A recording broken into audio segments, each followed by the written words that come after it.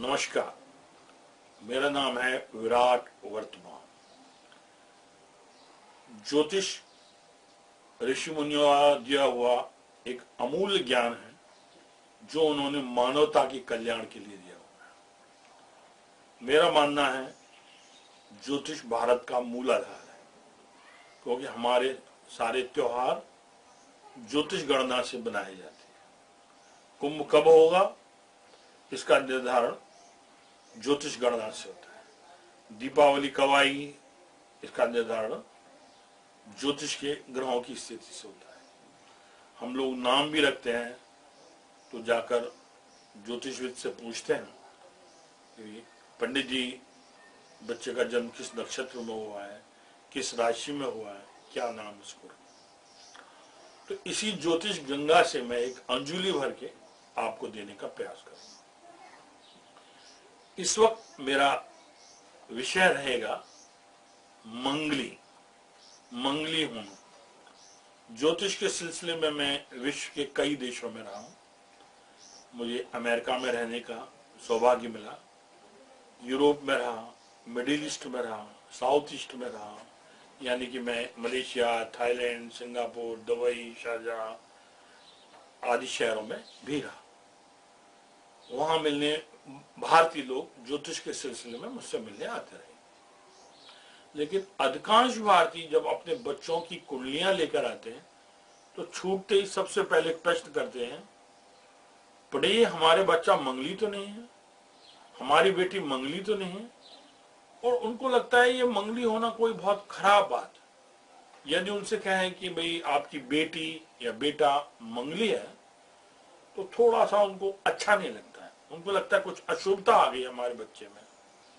मैं उन्हें समझाता हूं मंगली होना शुभ है, तो उनको एकदम मेरी बात समझ में नहीं आती, क्योंकि संस्कारों से समाज द्वारा उन्होंने ऐसा सुना हुआ है मंगली होना अशुभ है, और मैं कहता हूं मंगली होना शुभ है, तो मेरी बात बिल्कुल विपरीत उन्हें लगती है। फिर उन्हें मैं समझाता हूं मंगली, आप भी जानते हैं मंगली कोई हो तो वैसे समाज उसमें कोई नकारात्मकता नहीं देता है। हमारा ज्योतिष शास्त्र कहता है कि मंगली यदि आपका पुत्र है तो मंगली कन्या से उसका विवाह कर दीजिए और उसमें कुछ भी करने की जरूरत नहीं पड़ती। सिर्फ मंगली पति पत्नी दोनों मंगली होना चाहिए, ये हमारा ज्योतिष शास्त्र कहता है। अगर दोनों में से एक मंगली हुआ एक न हुआ तो उसको ज्योतिष शास्त्र नकार देता है, मना करता है।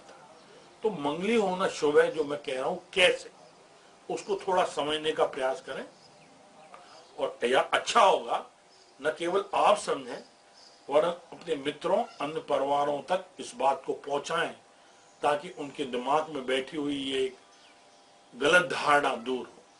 तो आए बात को समझें, मंगली होना शुभ है। आपने कुंडली देखी होगी जिसमें 12 खाने होते हैं, और 12 खानों में अलग अलग भाव होते हैं, अलग अलग नाम होते हैं। उसमें पहला खाना, या पहला, दूसरा, तीसरा, पहले में आप विभिन्न कुंडलियों में देखेंगे अलग अलग अंक लिखे रहते हैं, 1 से लेकर 12। तो अंक कितने भी लिखे हों, पहला खाना हमेशा पहला ही कहलाता है।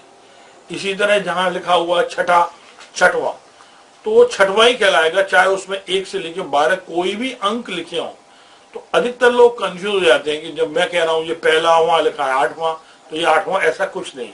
जो पहला लिखा है वो पहला ही रहता है, अंक कुछ भी रहे। आइए हम अपने विषय की तरफ चलें। कुंडली में जब मंगल ग्रह पहला भाव, दूसरा भाव, चौथा भाव, 7वां भाव, 8वां भाव, 12वां भाव, इसमें जब मंगल ग्रह बैठा हुआ है तो उसे हम मंगली कहते हैं। फिर से बात को सुने, मंगल ग्रह जिस किसी की कुंडली में पहले भाव में हो, दूसरे भाव में हो, चौथे भाव में हो, 7वें भाव में हो, 8वें भाव में हो, 12वें भाव में हो, तो उसे हम लोग मंगली कहते हैं। दूसरे भाव पर कुछ विद्वानों में मतभेद है। कुछ लोग दूसरे भाव में बैठे हुए मंगल को मंगली कहते हैं, कुछ लोग दूसरे भाव को सम्मिलित नहीं करते हैं। अलग अलग विद्वानों की अलग अलग धारणा, इस पर हम लोग बाद में डिस्कस करेंगे।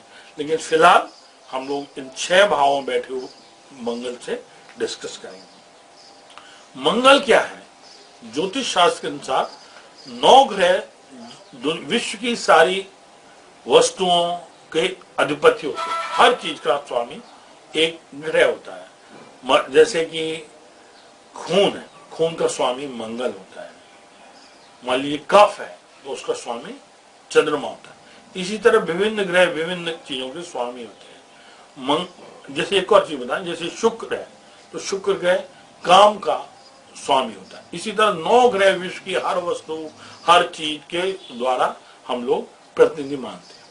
अब आए मंगल, पहले भाव में बैठा हुआ है। ग्रह अलग अलग जगहों पर देखते हैं। कुछ ग्रह कहीं देखते हैं, जैसे सूर्य सिर्फ सामने सप्तम भाव को देखता है। मंगल अपने सामने बैठे सिर्फ सप्तम भाव, चंद्रमा अपने सामने बैठे सप्तम भाव को देखता है। लेकिन मंगल 3 घरों को, 3 भावों को, 3 खानों को देखता है। उन 3 खाने चौथा, 7वां और 8वां, जहां भी मंगल बैठा होगा वो 3 जगह को बैठेगा।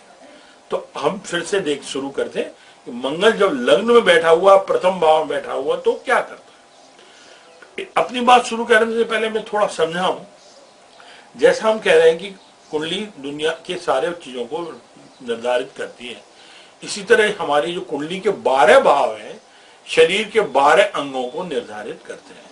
जैसे पहला भाव हमारे सर को करता है, दूसरा भाव हमारे चेहरे को करता है, तीसरा भाव गर्दन को करता है, चौथा भाव हमारे छाती को करता है, चेस्ट ब्रेस्ट को करता है, 5वां भाव पेट को करता है, 6ठा भाव पेट से नीचे की तरफ करता है, 7वां भाव पेड़ू या उस नीचे के भाग कामंग के आसपास के ऊपर के भाव को करता है, 8वां भाव हमारे कामंग सेक्सुअल पार्ट्स को रिप्रेजेंट करता है, 9वां भाव हमारे उससे नीचे के भाव। इस तरह कुंडली के 12 भाव कुंडली को 12 भागों में बांट लेते हैं।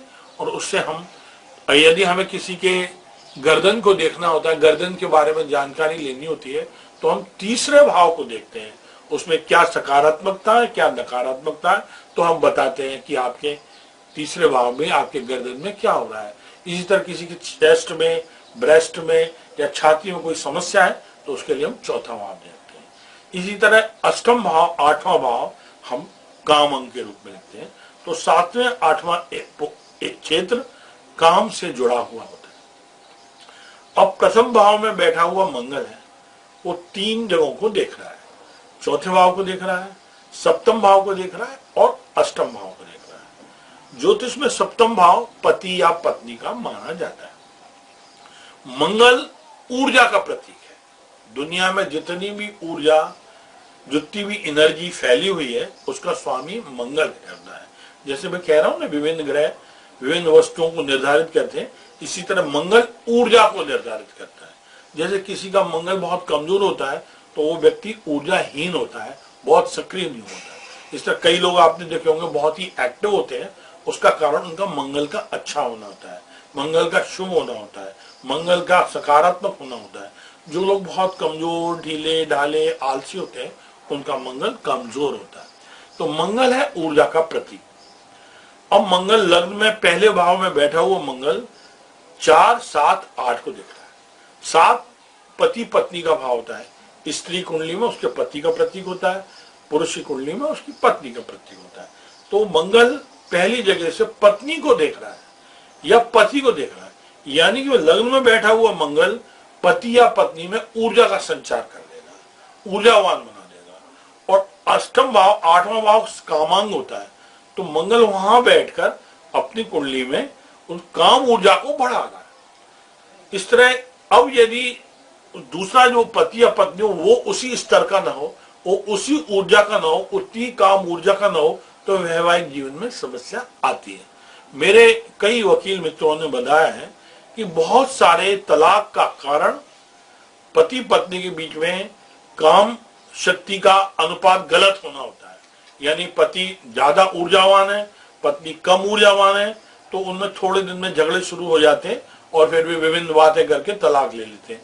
इसी तरह पति की कुंडली में यदि काम ऊर्जा कम होती है तो थोड़े दिनों बाद पति पत्नी में झगड़ा शुरू होता है। मूल कारण काम होता है, उसके बाद फिर विभिन्न विषय हो जाते हैं, ये हुआ वो हुआ, और अंततः वे तलाक की ओर बढ़ते हैं। तो पहले भाव में बैठा हुआ मंगल पुरुष को, स्त्री को, काम ऊर्जा को बढ़ाता है। अब आए हम दूसरा भाव। दूसरे भाव में बैठे हुए मंगल को भी हम मंगली कहते हैं। मंगली से वहां से दूसरे भाव में बैठा हुआ मंगल हमारे कुंडली में अष्टम भाव को सीधे सीधे देख रहा है, यानी काम भाव को देख रहा है, काम स्थान को देख रहा है। तो दूसरे भाव में बैठा हुआ भी मंगल काम ऊर्जा को बढ़ा रहा है। अब हम चौथे भाव में बैठे मंगल को देखते हैं। चौथे भाव में बैठा हुआ मंगल को भी हम लोग मंगली कहते हैं। और चौथे भाव में बैठा हुआ मंगल अपनी चौथी दृष्टि से सप्तम भाव या पति पत्नी को देख रहा है, यानी उनमें ऊर्जा को प्रतिपादित कर रहा है, ऊर्जा को फैला रहा है। सप्तम भाव में बैठा हुआ मंगल, क्योंकि वो पति पत्नी भाव में ही है, तो पति को या पत्नी को ऊर्जावान बना रहा है, काम ऊर्जा को बढ़ा रहा है। अष्टम भाव में बैठा हुआ मंगल को भी हम मंगली कहते हैं। अष्टम भाव में बैठा हुआ मंगल जो काम अंग में बैठा हुआ है, सेक्सुअल पार्ट में बैठा हुआ है, वहां वो ऊर्जा को बढ़ा रहा है, यानी काम ऊर्जा को बढ़ा रहा है, इसलिए हम लोग उसको भी मंगली कहते हैं। इसके बाद आता है 12वां भाव। 12वें भाव में बैठा हुआ मंगल अपनी अष्टम दृष्टि से सप्तम भाव को देख रहा है, यानी पति या पत्नी में ऊर्जा को प्रतिपादित कर रहा है, ऊर्जा को बढ़ा रहा है। मेरी कुंडली में बैठा हुआ मंगल मेरी पत्नी में काम ऊर्जा बढ़ाएगा, या स्त्री की कुंडली में बैठा हुआ मंगल यदि 12वें भाव में बैठा हुआ है तो पति की कुंडली में को ऊर्जावान बनाएगा, काम ऊर्जा को बढ़ाएगा। इस तरह विभिन्न क्षेत्रों में बैठा हुआ मंगल 1, 2, 4, 7, 8 में बैठा हुआ मंगल काम ऊर्जा को बढ़ाता है। अब थोड़ा सोचें, मंगल, ये मंगली शब्द बोलचाल की भाषा का है, शुद्ध शब्द है मांगलिक। फिर से बोल रहा हूं कि मंगली हम लोग कहते हैं, ये बोलचाल की भाषा है। शुद्ध शब्द है मांगलिक। मांगलिक का अर्थ क्या होता है? शुभ कार्य, अच्छे कार्य। तो जब शुभ कार्य, अच्छे कार्य है, आपका पुत्र या पुत्री मंगली है, मांगलिक है, तो हमें खुश होना चाहिए। और लोग दुखी हो जाते हैं कि हमारा बेटा या बेटी मंगली है। तो ये मांगलिक है, क्योंकि ऋषि मुनियों ने जाना है काम ऊर्जा व्यक्ति को आनंदित रखती है, शारीरिक कार्यों में बढ़ावा देती है, उसको अपने कार्यों के प्रति निष्ठावान बनाती है, और वह दृढ़ता से अपने काम को कर सकता है। लेकिन काम ऊर्जा उस आदमी में होनी चाहिए।